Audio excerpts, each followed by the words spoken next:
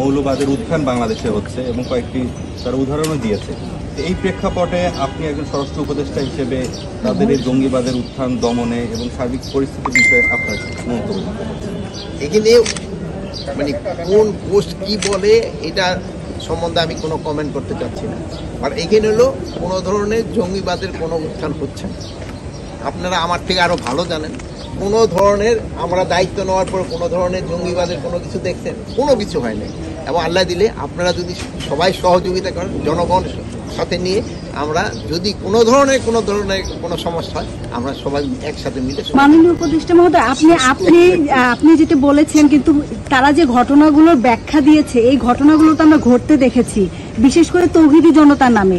সেই বিষয়টাকে এখন হলো কি, আপনি 5ই অগাস্টের পরে কিছুদিন তো সরকারই ছিল না, এরপরে তো পরিস্থিতিটা তো আস্তে আস্তে উন্নতি হচ্ছে।